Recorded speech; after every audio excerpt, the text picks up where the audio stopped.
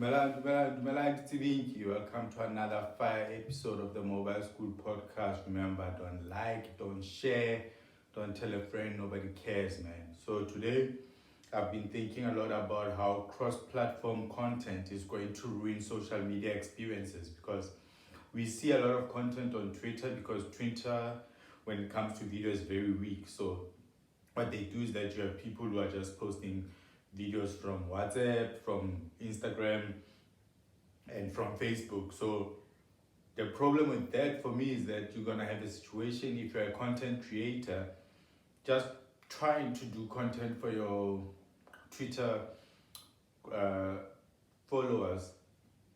It's going to be difficult to try to not get the negative comments that come from people on Twitter. So if you're on TikTok and your target market is like people between the ages of 8 and 18, and then some idiot video screen grabs it and puts it on Twitter and is like, oh, look at him dancing. My God, men used to go to war. Like, shut up. Shut up. Like, stop that nonsense. Oh, wow. Do you, bro?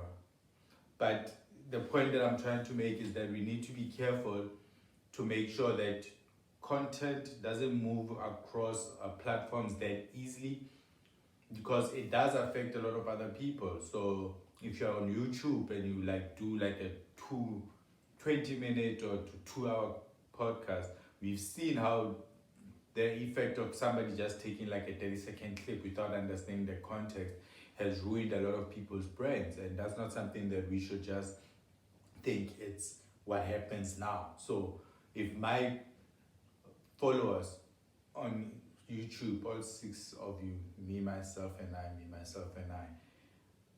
have done like a video about 10 minutes about how cross-platform content is not good for advertisers, for the content creator.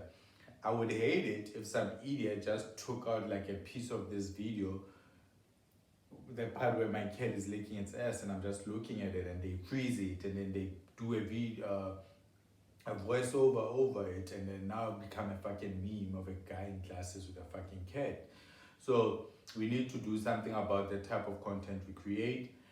And now it's gonna ruin videos. If you do a TikTok video, you're gonna have to put at the bottom of your video like, this content was meant for TikTok. If you do a YouTube video, you say your whole video has to have that thing at the bottom that says you have to watch the whole video to understand the context of every opinion shared on this video.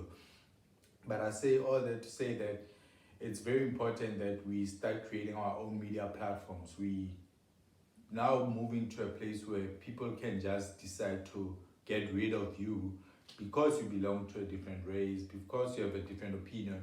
I mean, you've seen it on TikTok, where a lot of black voices have been silenced because TikTok doesn't really want to get into like the politics. They hate that whole nonsense about your political views and all that shit. YouTube, on the other hand, if you use the R word, if you use some homophobic slur, even in context, it just cancels you out. And I'm not gonna say anything about what's happening to Kanye West. I really don't care. It was a long time coming and I knew it was gonna happen. But I just wanted to touch on the issue of cross-platform content moving around without context. So we need to do something when it comes to creating content and making people understand. That way we don't have to silence ourselves, because that's what happens now. It's like when you do a YouTube video talking about, let's say I want to talk about how useless Ramaphosa is. Everybody knows he's useless. I don't want people on Facebook who support Ramaphosa because they're getting tenders from his ANC, corrupt ANC, to have a comment on that. I'm not talking to them. I'm talking to people who are thinking logically, like, okay, here's a question. What has Ramaphosa done? I don't need some idiot from like, yeah, you work for the white monopoly capital. Like, shut up. I'm not talking to you, dog. You're not my fucking base. And there's this thing with South African content creators that we need to stop. This is very important. You need to stop this. As a South African podcaster, stop fucking eating on your podcast. Stop eating on your podcast. And this is not a podcast. I'm not a podcaster. You'll never find me chewing. You'll never find me eating. I'm an independent TED Talk. Habash. Oh, by the way, this is my cat, Doggy.